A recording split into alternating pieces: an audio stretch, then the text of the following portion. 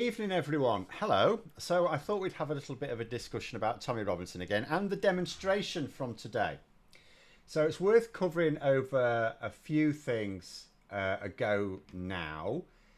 Hope Not Hate did a very nice running commentary today. There was no violence, which is good. It's quite funny because I often get comments from Tommy Robinson's supporters when I do a video on him.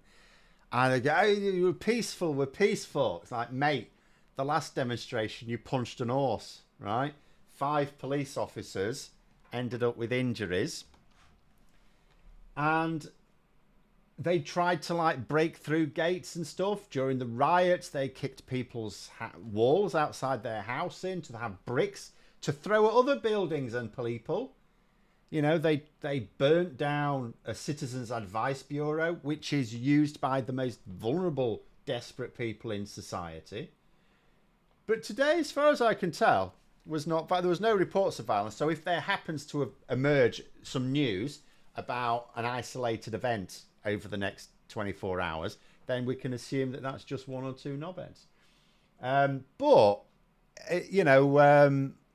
So in terms of what's happened as well, because actually, do you know what? There's quite a lot of Tommy Robinson supporters don't seem to know what's happened to Tommy Robinson. He was not at the demonstration, of course. He was being detained at His Majesty's pleasure. And, but there's loads, there's people saying, he was being arrested. And he was being jailed for terror offences. It's like, no, I hope he is one day. But he hasn't. He's not been jailed either. That's not where he is. He's on remand. So what happened yesterday... He was ordered to go to Folkestone police station and surrender himself, which he was happy to do because he was there. He got the cameras there. He was laughing and smiling. So, didn't see it. Thing is, like, when genuine political prisoners, like, in actual corrupt states like Russia, when political opponents of Putin are arrested and thrown in jail, they're not really smiling. One of the features of people who are actual political prisoners, they're not laughing and smiling as they turn themselves in, right? But anyway, he was.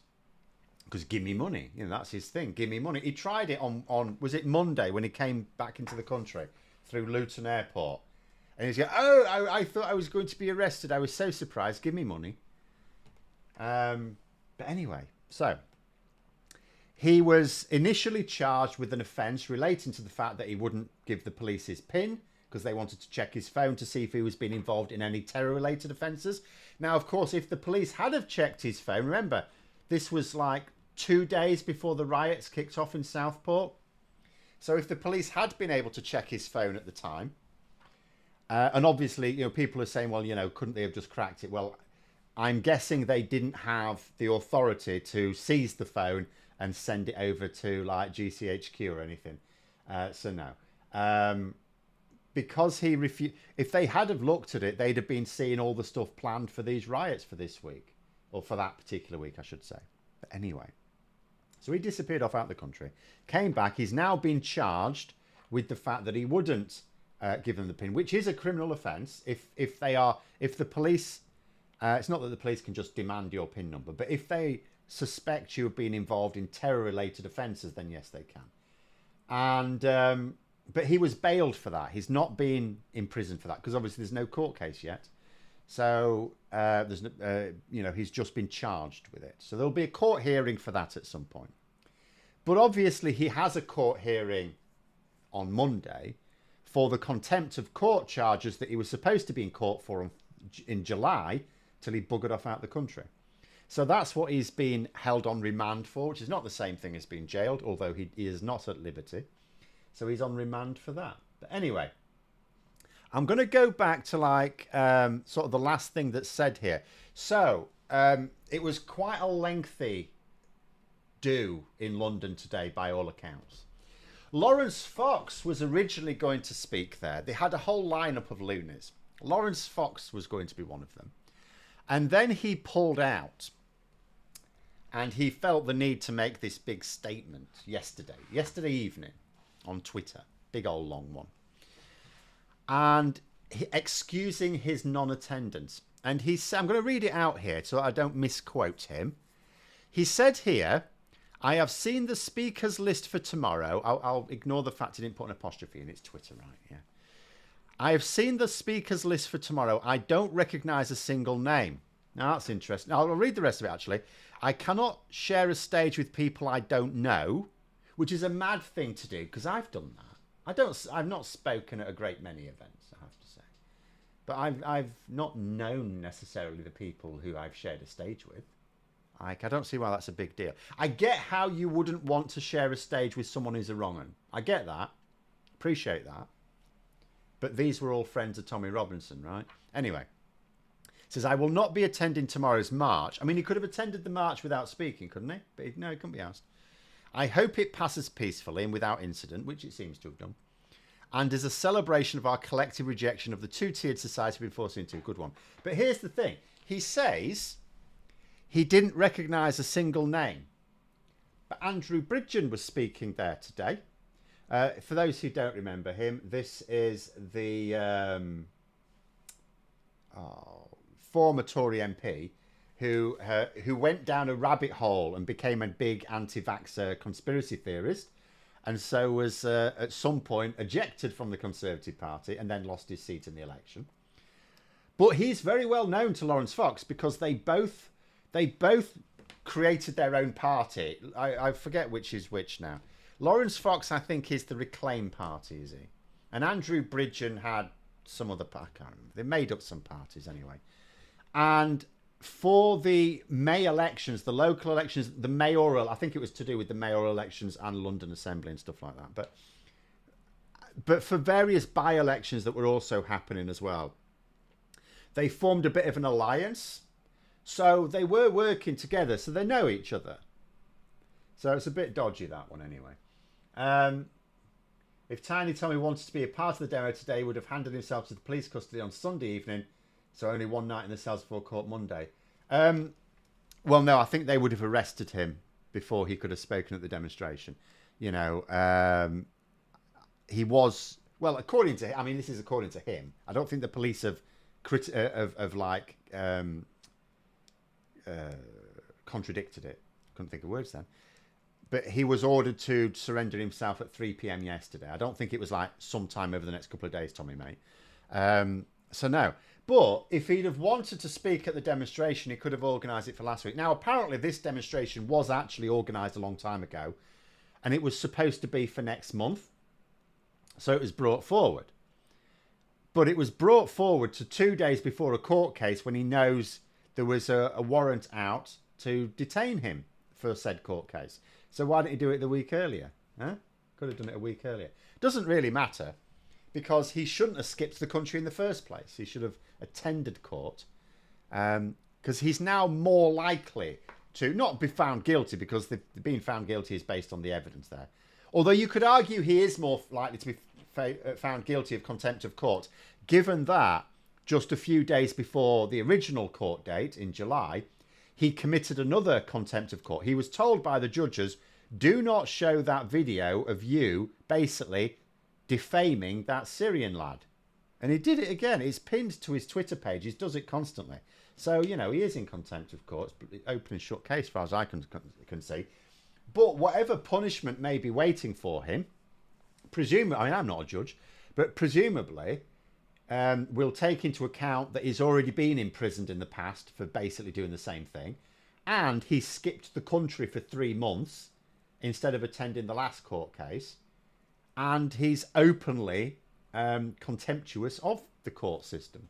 So he really ought to get quite a severe sentence. And in the meantime, the police ought to be investigating his role in the summer riots, which, you know, maybe will now happen. But I'll tell you some interesting things that are reported as happening at the demonstration. I'll catch you with a couple of comments here. Putting it to there saying, Bridgen was my MP and he actually joined Fox's Reclaim Party in March last year, but left in December in hopes of getting the Tory whip back. I don't remember that. It was a bit bold of him. But they certainly know each other. They do know each other. That's obvious. So, yeah, to say he looks down the list and didn't recognise anyone is like... First of all, I mean, there were quite a lot of speakers, apparently. It's very unlikely Lawrence Fox didn't know any of them, but he certainly knew Lawrence Fox. So, you know, he's lying. The reason he didn't go is because he did. Well, I don't know. But my speculation is the reason Lawrence Fox didn't go is because he didn't trust them not to kick off. And of course, if they had kicked off and it had become a riot, well, we all know what now happens to people who take part in Tommy Robinson's riots, right? Or indeed any riots that are going to be that destructive.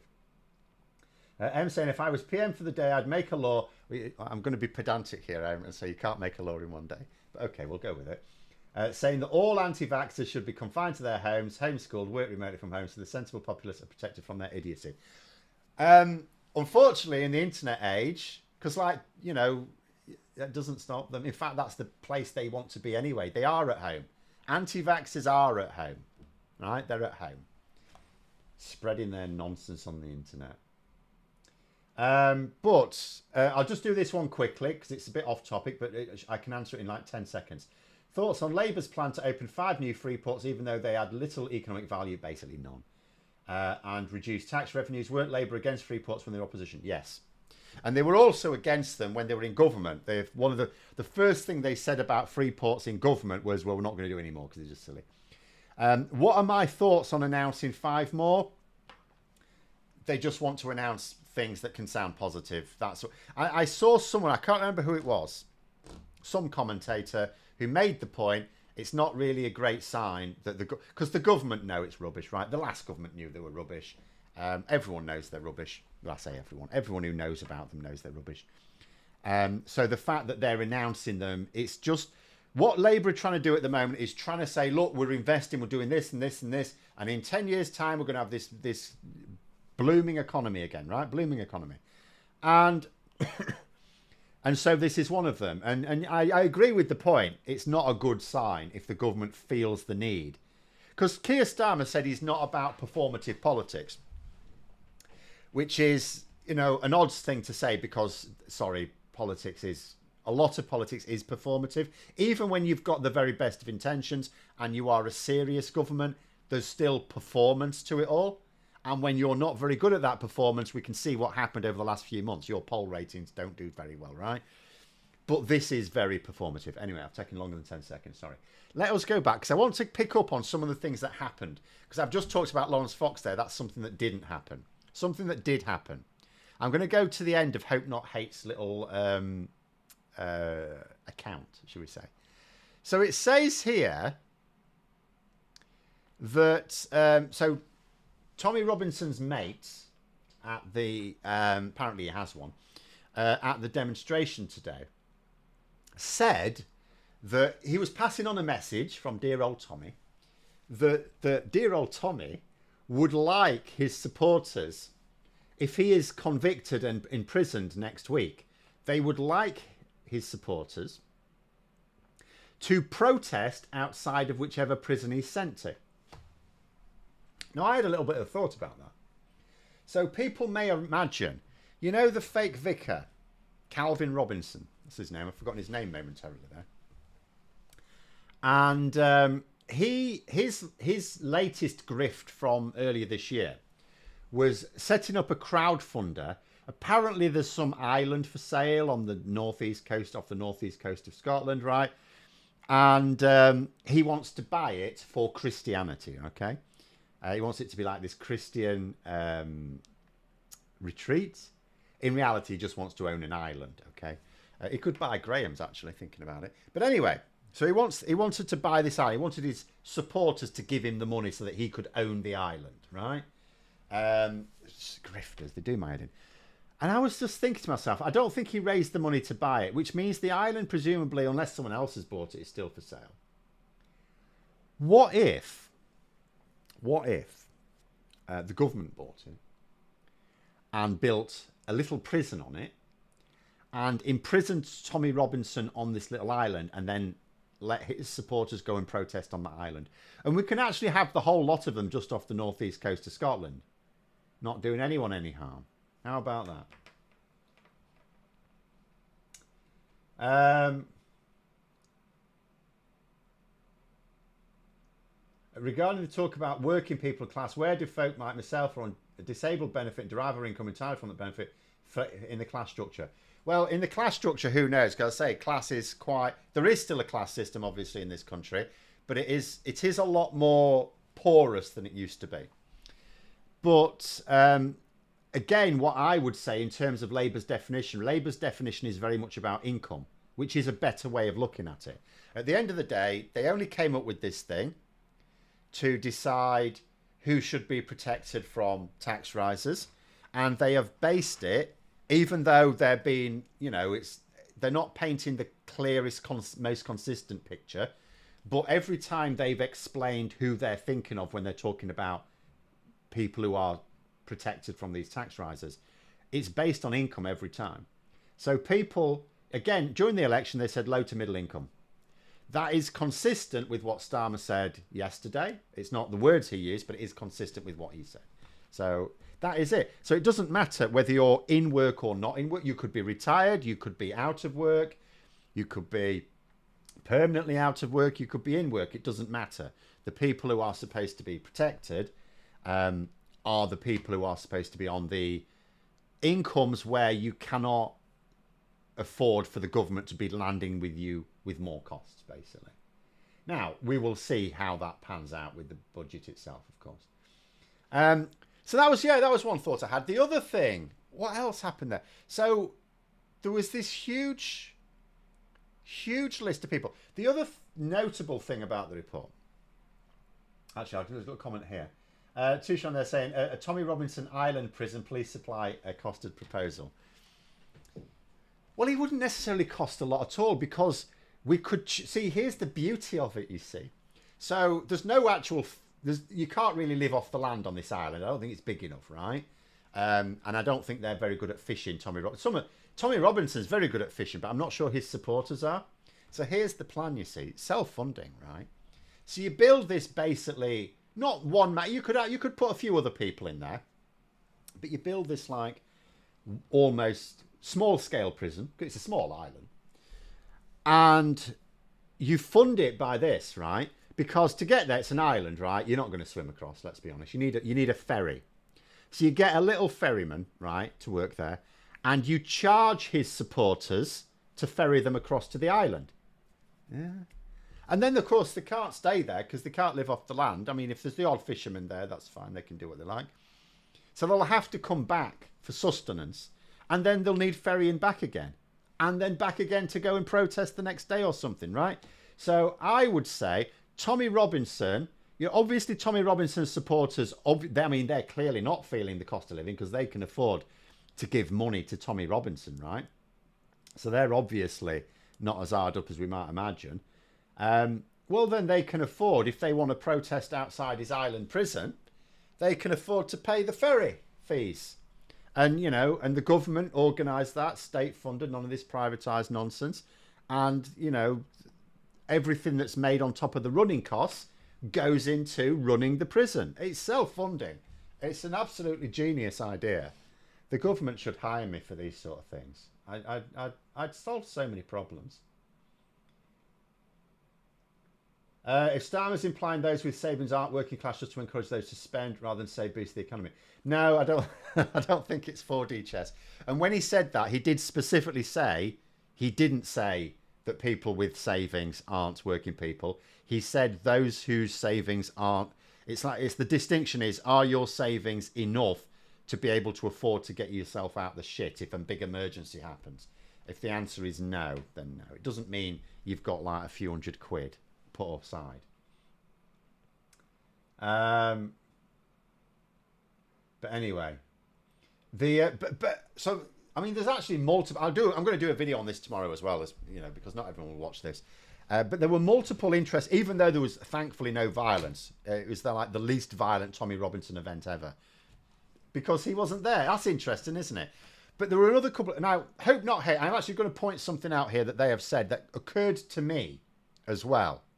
Because what we think is, like, people will say, if you take X, Y, or Z out of the picture, will the movement still continue? And the thing about a populist movement is it does need a charismatic figurehead.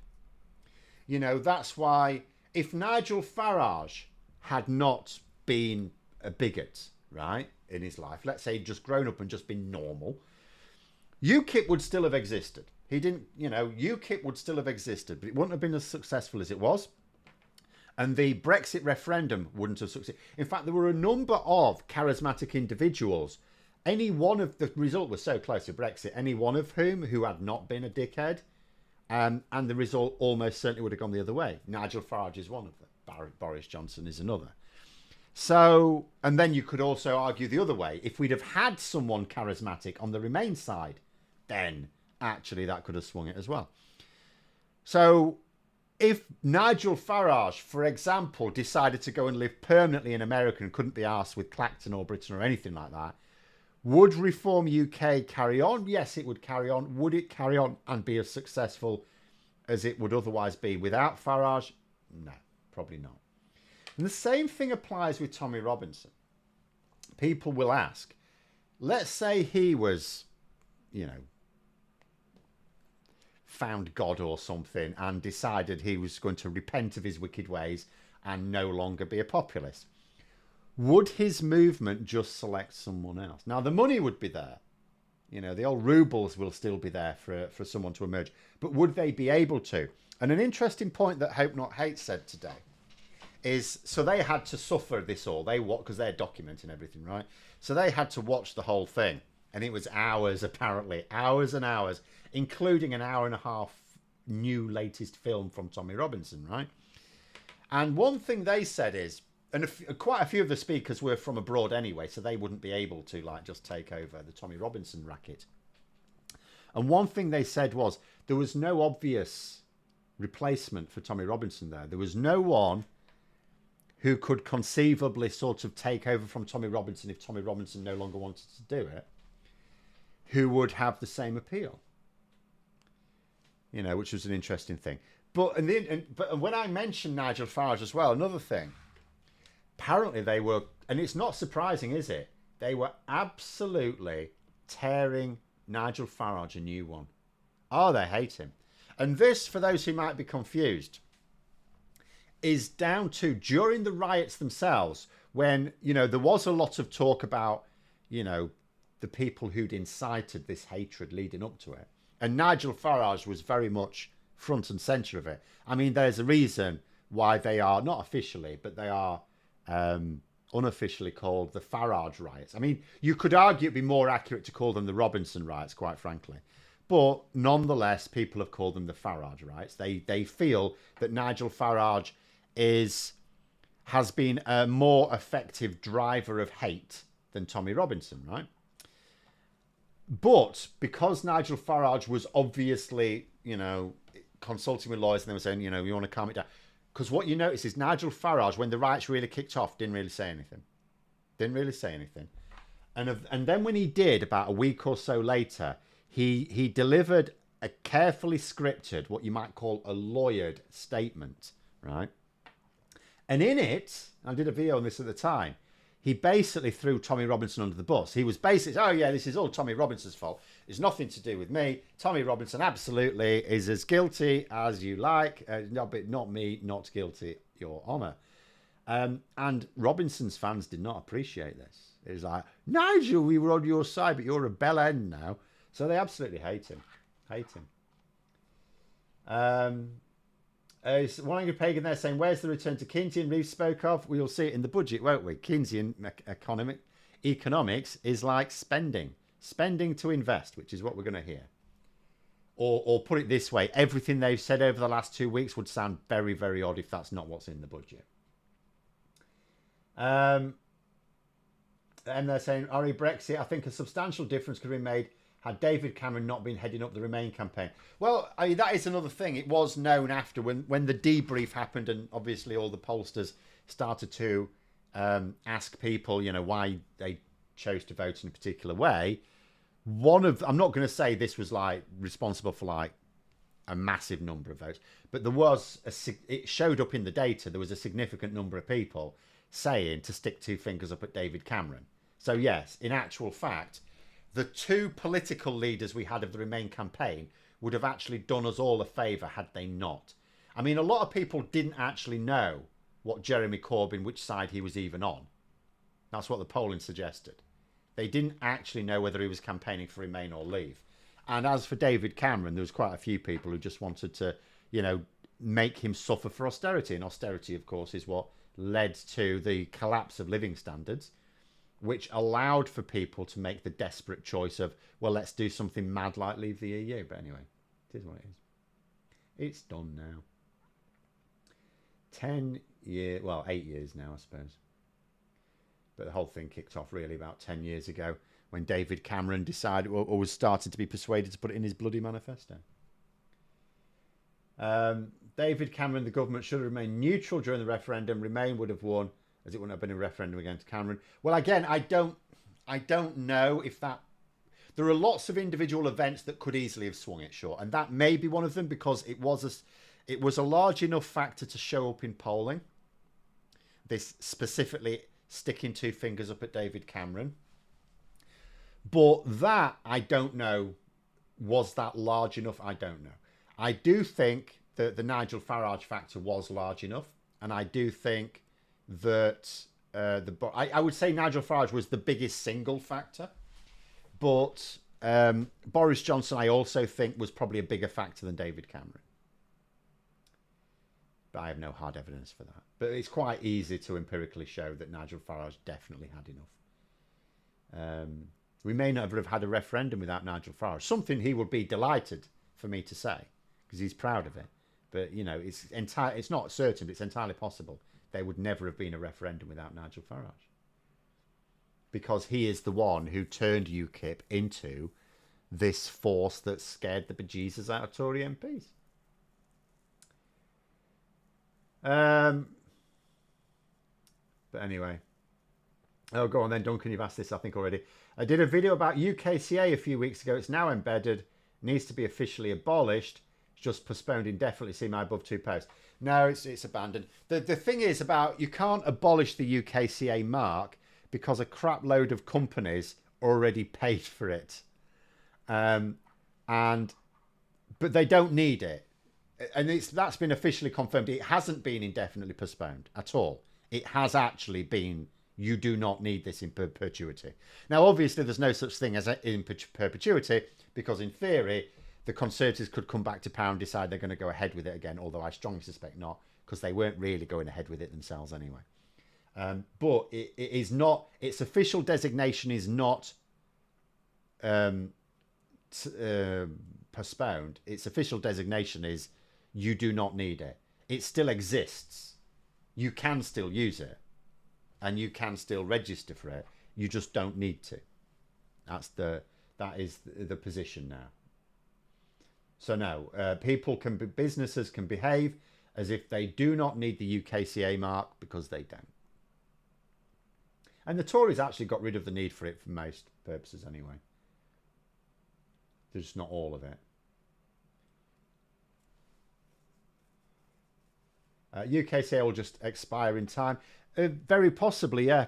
Very possibly. Because it doesn't make sense for any manufacturers for new products to register for the UKCA mark. So I'm just trying to see if I've actually got any that have got it. That's not going to have it on. Yeah, look. See, the old Games Workshop stuff, they've got it on. You probably can't see it, actually. CE, side by side with the UKCA mark. So as soon as they stop making things like this, then presumably, because I don't see why they're going to go to the cost from now on. So as products, I mean, some products go on for decades, so they would still have it. But as, the products that have got it are no longer manufactured, then yeah, it'll just die out. It'll die out. Hopefully we'll be back in the EU before that happens. I noticed someone, who was it? I've forgotten now. A former EU Commission President, I think it was. I've forgotten who it was.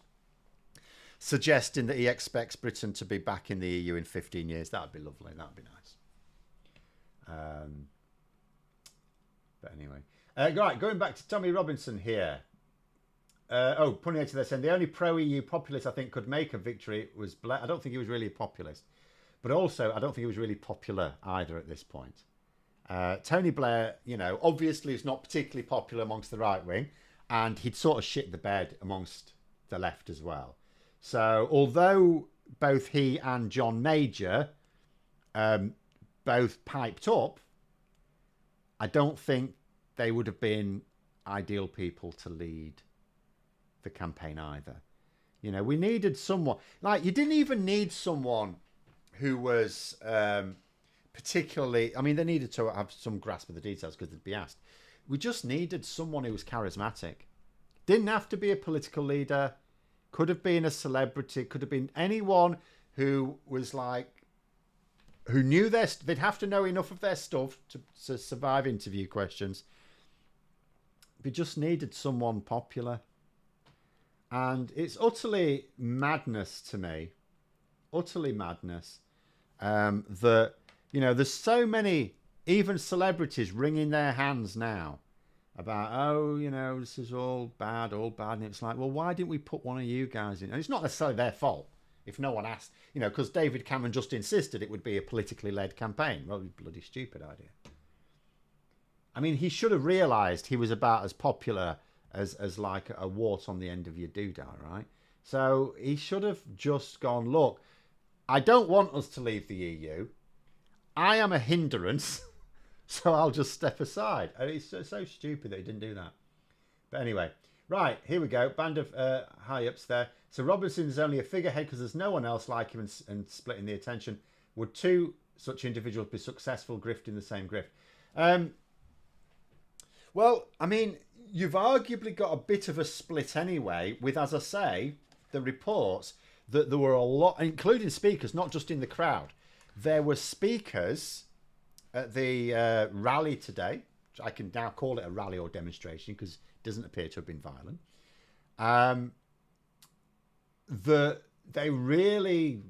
They're talking about Nigel Farage stabbing Tony Robinson. Tony Robinson's neither here nor there. Sorry. Tommy Robinson in the back.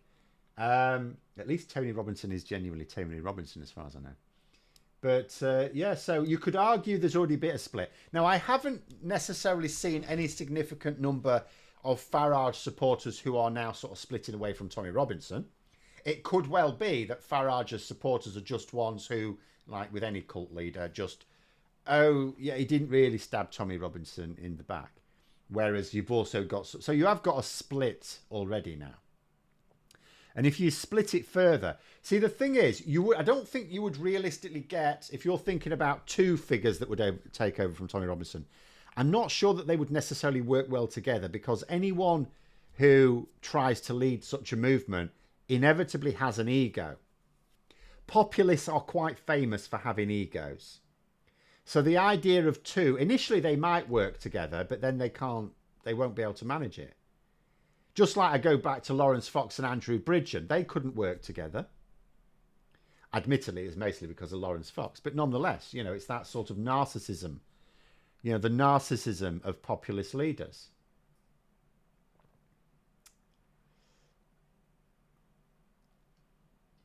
Stephen Fry would have been a good figurehead for Remain. Possibly, yes. But again, you know, and David Cameron thought it should be politically led. I mean, that was the big mistake. He thought it should be politically led. And there wasn't, now you could think to yourself, well, hang on a minute, you know, so there was the official Leave campaign, Vote Leave. But then there was Leave.eu. So that was the Aaron Banks, Nigel Farage campaign. So, you know, surely all we needed was a big Remain version of that campaign. But that was where was the money? Because that was a private campaign. And Uncle Vlad was obviously happy to bankroll that one, potentially, allegedly. But there was no one bankrolling a good non-political, well, it's intensely political, but you know what I mean, not involving politicians directly. Remain version. There was, again, it's always the case, isn't it? There's never any money for progressive campaigns. There's only money for grifts and regressive politics, because the people who have the money to splash about on political campaigns are the people who want to maintain the status quo.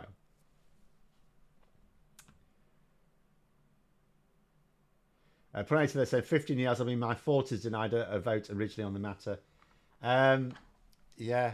But I mean, if you think about the timeline anyway, so obviously we're not at any point in this parliament going to be formally applying to join the EU. It would be a marvel to me if we did in the next parliament, but I am hoping for a lot of movement in the next few years. But it's obviously not going to happen this side of the next election.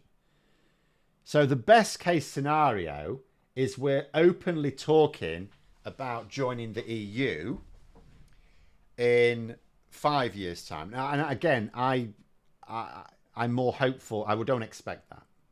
I can hope for it. And then you've got a process of an average of 10 years. And don't think just because we've been in the EU that it'll be much quicker for us. The only way I can see this... I mean, Peter Mandelson said something interesting in a speech earlier. He talked about the fact that, look, Labour have got various things to fix, and they can't be distracted by this, and they can't afford for civil servants to be pissing about with this. He didn't use those words, but essentially is the gist of what he said. But he said he could see a point in 10 years when we were starting to look at joining the EU again. Now, you could imagine, or I could imagine, I may be wrong, but I could imagine a point where in 10 years' time, we're looking at doing that, right? We have the referendum. And because, I mean, if Starmer gets what he wants, right, we will have already aligned ourselves with the single market almost almost entirely anyway. So we will have almost entirely aligned with the single market. So if in 10 years' time we're saying, right, we'd like to join the EU, could there be an outcome whereby, because we've already done a lot of the implementation already, could there be a process where we're able to join 5 years later, in which case it is 15 years? So maybe it is possible. But Susan just said there about 5 years, behave yourself. Yeah, I don't think we would in 5 years. But I can see 10 years' time. And it's interesting that Peter Mandelson, who is not... I mean, obviously he understands the process of government, having served in a government, but he is also a close advisor of Keir Starmer as well. So so when he says that, that's interesting, right?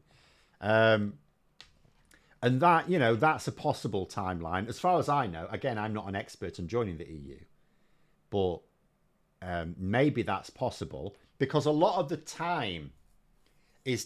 Because the reason why it takes 10 years or more, in some countries are taking 20 or more years, right? The reason why it takes so long is because, first of all, you've got to negotiate the terms of entry. Because although, yes, of course, you have to follow all the rules of the single market to join the single market and the customs union, join the customs union, all the rest of it, there are still areas of negotiation. So, and obviously currency for us might be a big one, as well as Schengen, right?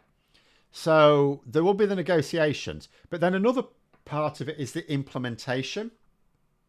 Because you can't just say, right, we've agreed the terms, you're in the EU the next day, because it's like, well, have you got the infrastructure in place to become a member of the single market? Have you got the infrastructure in place to manage our customs systems? Because you'll then have one set, you'll be in the customs union as well.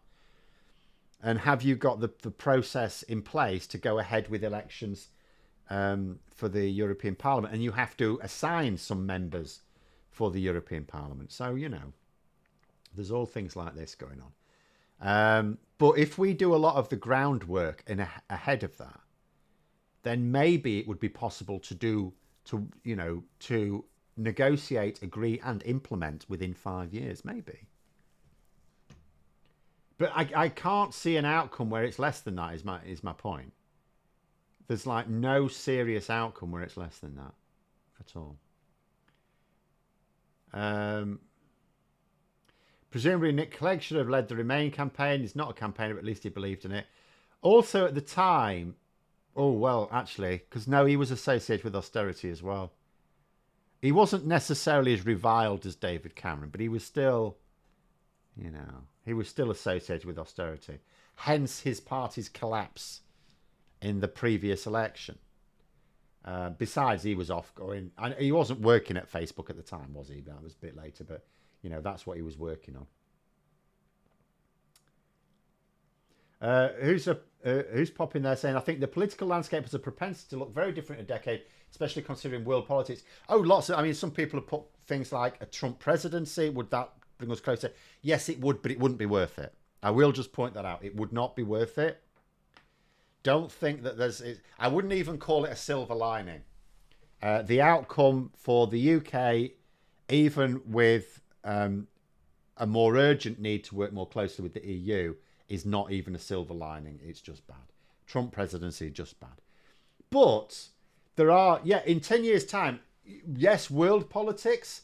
Tony Blair years ago, before we left the EU, Tony Blair was making a point that unfortunately most people would not be able to they can understand it by listening to it, but they can't really appreciate it.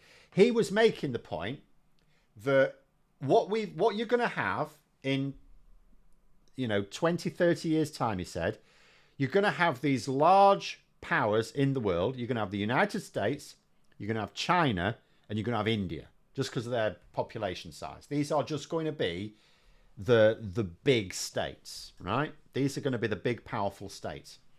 And he said, Britain is going to be like a medium-sized country. You even pointed out that Indonesia has multiple times our population. Japan has it's twice our population, doesn't it? So we are going to be basically a medium-sized country. Now, he said, and he said the way politics work, because obviously he's been a head of government, he's been around tables, and he knows it's like dog eat dog on the world stage. Countries form alliances for their own interests, and that's the way it should work. You should have a government that looks after the national interest, but that's when they form alliances, when it's in their interest, it's in mutual interest. So what he's saying is the only way a country like Britain can have any influence on the world stage is by banding together with other medium-sized countries, because the European Union collectively can be a big player on the world stage, but individually those countries can't. They're too small. They're just physically too small. And that is going to become more prophetic over arguably the next 10 years. But I would also say, looking inwards, remember we had this remarkable disparity in terms of the way people voted based on age, just based on age. I know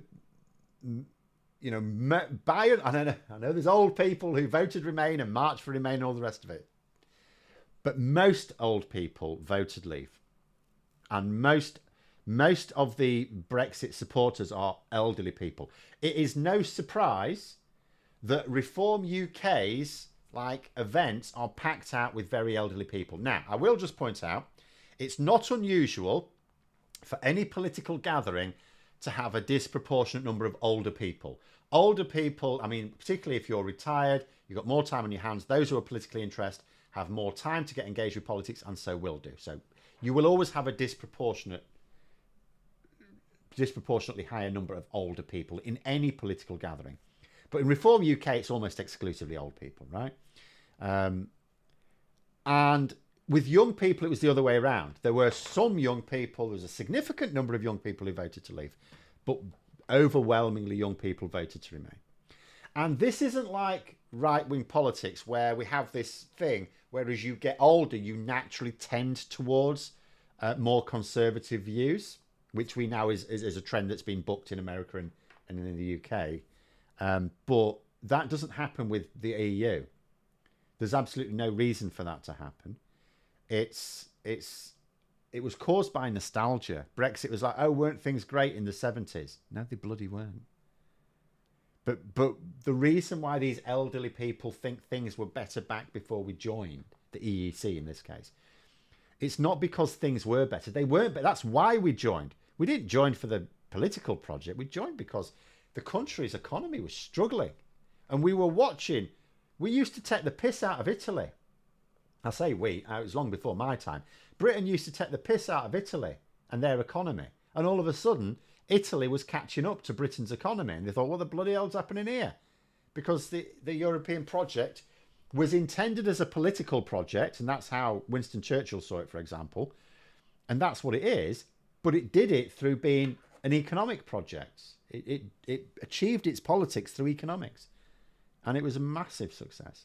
So we joined because of that. So we weren't in a good shape. What these people remember is they remember being young. It's good. It feels better being young than old, right? Your head's full of dreams for the future. Whereas when you're old, you're a cynical, cantankerous old bastard like me, right? Who, you know, it's there's a great quote from The Simpsons where Homer, in one of his more human moments, is trying to comfort Lisa, who's had a bit of a knock, right? I can't remember what it's about. But he said, is this great line. He said, "Oh, honey, I used to have dreams too before the weight of the world crushed my spirit." But that's often what it's like for a lot of people as they go through life. They had these dreams, didn't happen. And, you know, some people still have a nice life and some people don't. So they're embittered by it. And also, you can remember when you used to be able to leap out of a chair, graceful as an elf. Whereas now you're having to put your hands on the armrest and you're having to heave yourself out and grunting while you do it. Of course, people look back on their youth fondly, but it's not because those times were good. It's because they were fit and healthy and full of optimism for the future. But anyway. One angry pagan. Oh, you're bringing sea levels into it again. Do you know what? You missed the politics social I did on Thursday, where I was talking about that project in Somerset, where they gave up some land for salt marshes again, which has been riotously successful. The local Conservatives thought it would not work, or at least one did anyway. I think it might. They didn't name them, but I get the impression it was probably Jacob Rees-Mogg. He was Somerset, wasn't he? Was he? Pretty sure he was. Because it did mention there was a Somerset MP who said it was an expensive waste of time or something, which is the sort of thing Rees-Mogg would say. But apparently it's worked out really well. Yeah, elves are very graceful, you know. Who's popping there? So I remember being taught in high school after World War II, we were labelled the sick man of Europe, gone back there. Yes, we were. That's what we were known as. Because Europe's economies were firing on all cylinders and ours was sluggish. And that is the point at which, because remember, Winston Churchill, he conceived of what became the EU. He was the one urging Europe to do it. The reason we didn't join is because now, you know, Winston Churchill saw it as this important political project, but he saw it as, yes, a way for Europe to be at peace, but he had like, it's not because he was like a pacifist or anything, obviously. It's because he saw it as necessary to protect Western civilization. You know, he talked about the Iron Curtain descending, the Soviet Union, stuff like that. And he thought we need a united Europe to counter this. But he saw there being three pillars of Western civilization, these bastions, right? So he saw Europe as being one. So, you know, that's why he said you should form this political union. In fact, remember, it was Winston Churchill, it was Britain that actually offered to form a political union with France during the Second World War. But that was not, quite sensibly probably, but that was knocked back. The United States was going to be the second pillar, and the Commonwealth was going to be the third. Remember, this was still in the scragging days of empire. So the British Empire still technically existed, right? So Winston Churchill saw Britain's place as leading the Commonwealth as this third pillar.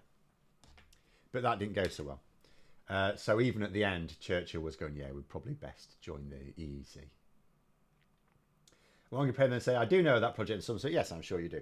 Fantastic success. Labour government needs to back more of this. I agree. Absolutely. It's absolute madness to me that we're an island. The obvious way to salt marshes are an absolutely brilliant way to prevent erosion, and we're not doing it. It seems mad. But anyway. Right, let's catch up with some more questions here. I think there might be more Brexit questions. Let's say things were better in some ways. Cheaper houses, lower inequality, near full employment. Right, so the houses, yes. So it was much easier for like someone who's just an ordinary police officer or nurse or teacher to get a mortgage in what these days would be a very expensive place to live. That is absolutely true. But in terms of lower inequality, now I'm going to have to pull you up on that one, because I'm going to say I don't think that's at all true. You could be imprisoned for being gay. A man was allowed to rape his wife. You know, like racism. There were no like real hate speech laws, blasphemy laws, but no hate speech laws. So you know, it's like, well, what inequality was lower. I really don't think. In fact, you had racist comedians, the likes of Bernard Manning. See, I remember in the 90s, and he was still around doing his stuff, but he was doing it in his own club. So if you wanted to hear him, you had to go to his own private club, right? He wasn't on the telly anymore. In the 70s, he was on the telly, along with a load of other people telling racist jokes.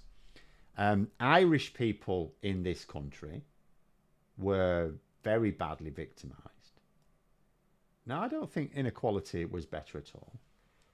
And the other thing I would say about the full employment, again, not really when you consider that at the time, not many women were working. So it was full employment in terms of not many people classed as unemployed, I'll grant you. But then the Tories, officially that is the case now. But now we also have a system where you can actually in some parts of the country, but it's now much more difficult to live on one person's income. It's like the economy is now set up on the understanding that you're going to have a partner and you're both going to work full time. Otherwise, in most parts of the country, you're going to struggle.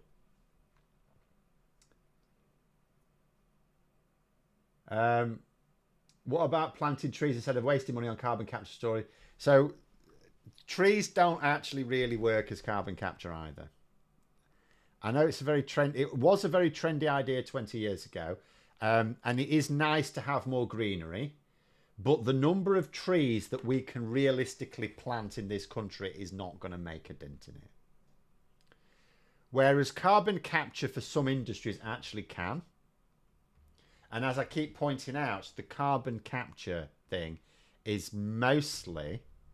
it is partly for the cement industry, but it is mostly a jobs transition thing. What the government want to do is the opposite of Thatcher. Thatcher said, right, we want that industry closed down. Right, oh, Prime Minister, no problem. What's going to happen to all the workers? I don't give a shit. So now what the Labour are doing is they're doing the first part of it. We want the oil and gas industry winding down. But then it's a case of what happens to all the workers? Well, we'll need to make sure they've got good jobs to move to. That's what it's partly for. Economic inequality. Okay, fair enough. Yeah. But even then, you know, economic inequality, sure, okay, we didn't have the billionaire scourge we do now. But, you know, it was still a lower standard of living. It had like 2 channels on the telly. I suppose by the late 70s, it was at least 3.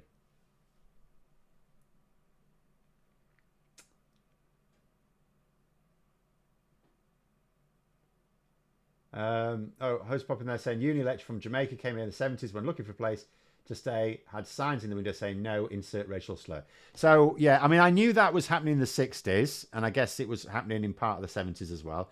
That was another thing, yeah. But economic inequality, yeah, you could, again, mathematically you can argue it, but I would still say lower standard of living.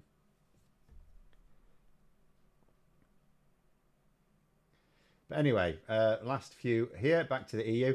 Hope the process to rejoin the EU is soon, otherwise people become acclimatised to being outside the EU for wait 40, 50 years. Oh, no, we won't. No, we won't. Honestly, we won't become acclimatised to being outside the EU. We actually will not. And I understand the point that you'll be thinking, you know, people will get used to the lack of choice and the fact that people will just get used to the fact that, do you know what, when you go and buy some fruit, it's knackered the next day. Because that's the thing. Even the good stuff. Do you know what? Even if we get, like, I cannot get fruit now via online shopping. And I've stopped. I used to just go to the supermarket halfway through the week to get fresh stuff. But I've stopped doing that for a bit for various reasons. I might pick it up in the new year again. So I'm just basically not having fruit because, like, even like when we get your best Tesco, it's absolute shit. The stuff they send you is like, it's already rotten, right? So we're doing Ocado, bit posh for me. And like you get the poshest. I was getting like the Ocado Sable grapes. It's like the grapes that Jacob Rees-Mogg would approve of, right? And even they're arriving, and some of them are off. And it's like, yeah, people are going to get used to that. However, governments are not going to get used to it because governments have to be able to keep growing the economy and keep generating jobs. And being outside the single market at least is a barrier to that. I mean, I wish people wouldn't forget that the customs union also creates massive barriers as well. But being outside the single market is a huge barrier to both jobs creation and economic growth. So although people might get used to things being a bit... And we're actually, do you know what? In Britain, it's like we like things being a bit shit. We like it. I don't know why. It's why one of our proudest traits is being able to queue. We have like queue etiquette in this country. And it's like we're conditioned towards drudgery. But the governments will not. The governments will not get accustomed to it because they know that the way to unlock major economic growth is to, they know that the biggest unlocking economic growth is ultimately about tearing down trade barriers. And they know that the biggest trade barriers to us are with the EU. And yes, you know, that is why Starmer, who knows at the moment we can't go back into the EU, but he still wants those barriers down as much as possible. But we can only get them down so far by being outside. Richard there saying, fruit and veg is terrible at the moment from supermarkets, found markets best for soft fruit. That's a good call. Yeah, some markets are, even some individual greengrocers are good for that. There is a greengrocer in our little market town, but they don't always carry like the best range. But yeah, like small traders, yeah, you're right. They do often have the best stuff. But it depends what the quality of your market or greengrocer is in your local area. What do I think of the trade treaty with Germany? So this is this defence treaty you're talking about. Am I correct? Treaties introduce legal obligations through a bit of a backdoor. So with this latest, well, we haven't even got a treaty with Germany. We've got an agreement. It's a defence agreement, security agreement. But things like this, yes, they are. I mean, David Lammy was really clear from the start. I mean, from the start of them being government. As soon as he was made Foreign Secretary, pretty much the first thing he was saying is that he wanted to negotiate security agreements with the EU specifically. And he said this, he explicitly said he didn't want a deep agreement. He didn't want one that takes years because he wanted to get the ball rolling straight away on he just wanted some agreement with the EU. So that could unlock further talks. And although David Lammy is not now taking the lead on this because Starmer's got a specific minister to do it, which is, I mean, that's another thing that, you know, a lot of people, it flies under a lot of people's radars. Although it's not their official title, we actually have a minister for EU relations. That's not what their official title is, Nick Thomas Simmons. But if you look at what his actual titles are, of all his responsibilities, all of the others are non-jobs. Like in theory, he's the Paymaster General, but There's no you don't do anything for that. So his main job is EU relations. You know, so we actually have a minister specifically for dealing with this, who doesn't really have to worry about spending time on anything else. Stephanie there saying Sainsbury's are decent for fruit in my experience. There isn't really an accessible Sainsbury's for me, because there isn't. I mean, I live in a small market town now, so there aren't any supermarkets at all. So I have to go to Scunthorpe, and the Sainsbury's in Scunthorpe is not that easy to get to. It's right in the town centre. Whereas there are more easy, Morrison's, Tesco, really easy to get to. Aldi and Lidl as well, but not. And Asda. The Asda's not. Although the Asda is also quite close to town, it's not ideal to get there. But the Sainsbury's right in the middle of town. Pain in the ass, can't be asked. Dom Key, there was another agreement too to do with trade. That was maybe the military. Yeah, it was purely a defence agreement. Germany cannot agree trade deals. That's the EU. That's the EU's thing there.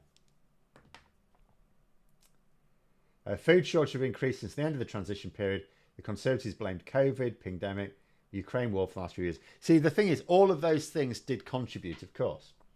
But at the end of the day, all of those things are also problems for, say, France. And France don't have these shortages or freshness problems.